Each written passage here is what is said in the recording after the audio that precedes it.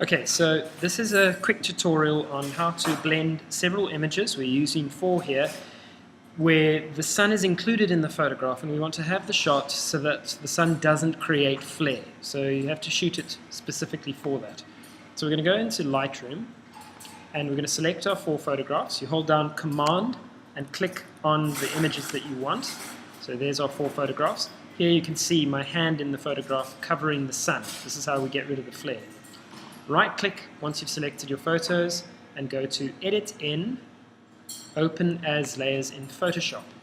Okay, this will take a few seconds, but essentially it'll open up in Photoshop as a group of layers.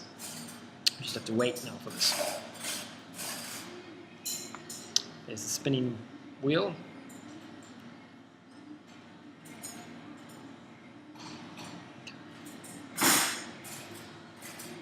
The layers are going to build up on the right-hand side.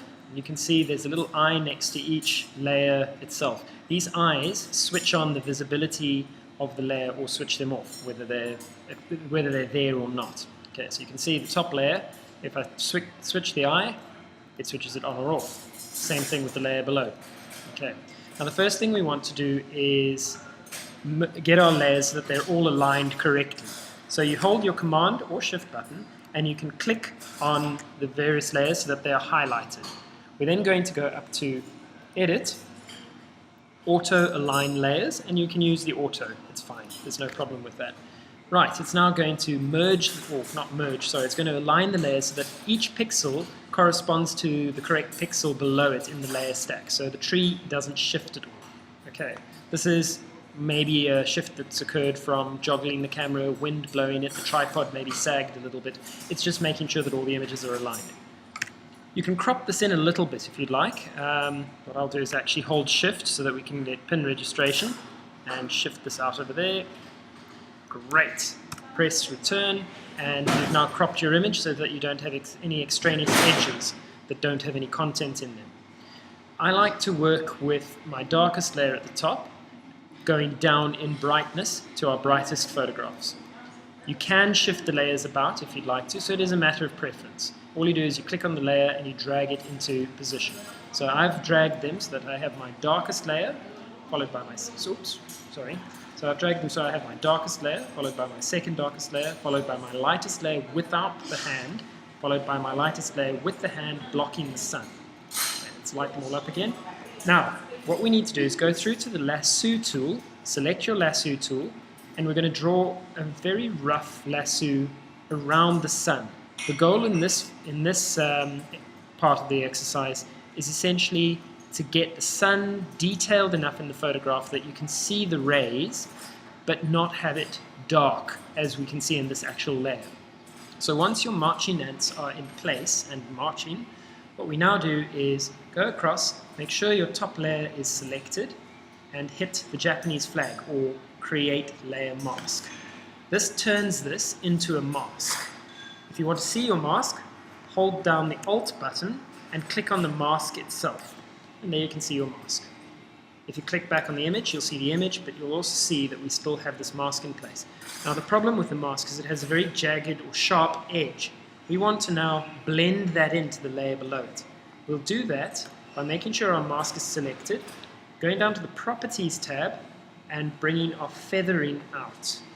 There we go. So now you can see the feathering is done so that we don't necessarily see where the edges are. But because it was a darker photograph, you still have this darkness behind the sun. We can reduce that by simply staying on this layer and going to the opacity, which is basically the transparency of the layer.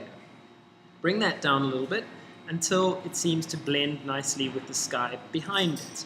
And you can see by clicking on the eye, what we've done is we've just created a little bit more definition to our sun itself.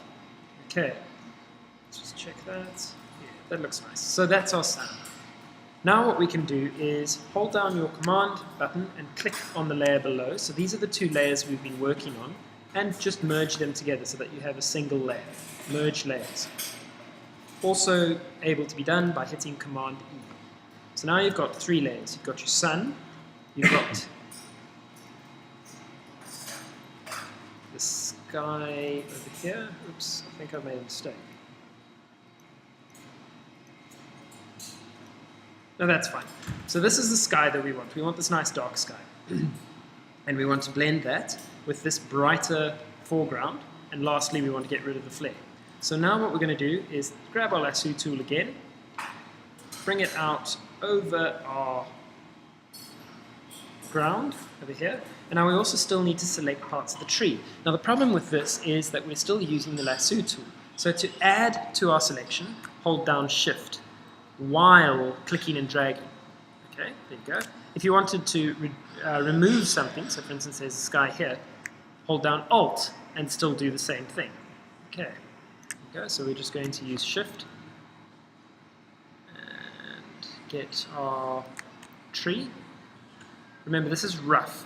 It doesn't have to be accurate because we're going to feather it so that it looks more natural.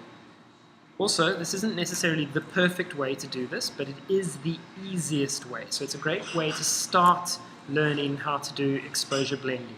You don't have to do absolutely accurate, every single branch perfectly selected. We can do that later, but this is to start with your exposure blending. So there you go. We now have our marching ants. If we hit our Japanese flag or the create layer mask, we'll now have the layer mask come into place. But it's opposite to what we actually want. All you have to do is hit Command-I to invert it, and we're back to where we were in the beginning. Same thing as we did with the sun. You can feather it so that you don't see the edges. And we also want to lower our opacity a little bit so it blends somewhat more naturally.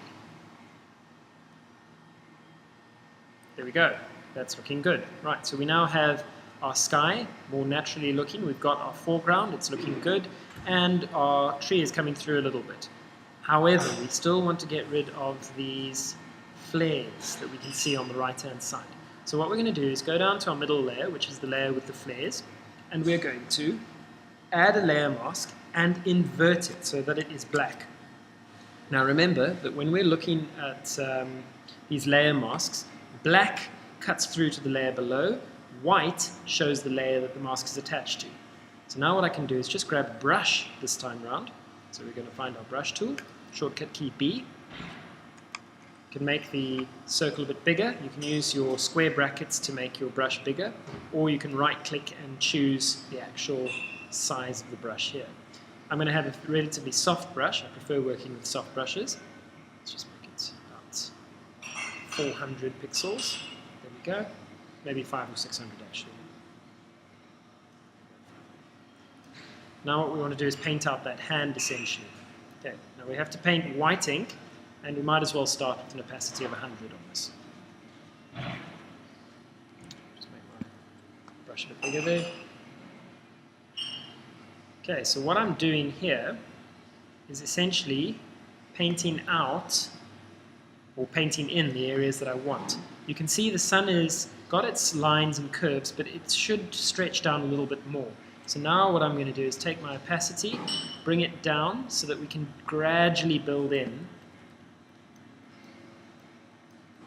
our sunspot. There we go. Just so it looks a bit more natural, because we are going to have some flare happening in our photograph. We just wanted to make sure we didn't get the major flare. You can change the opacity of that layer as well a little bit. Oh no, maybe not. There we go. Perfect.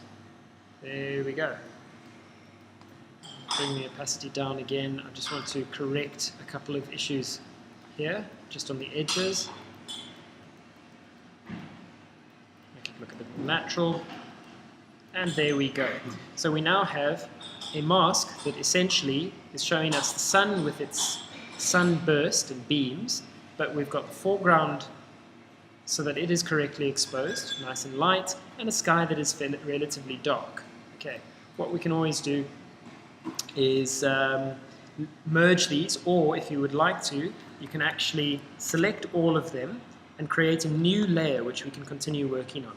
To create this new layer, you'll hit Shift, Command, Alt, E. It's also known as the claw. What this does is it just creates our photograph right at the top that is a combined layer, or a combination of all the layers below it, into a single new layer. And that's it. This is what I now consider my base image. Anything after this is just adjustments made to the photograph. This is how we essentially blend our photos together to get to that base layer.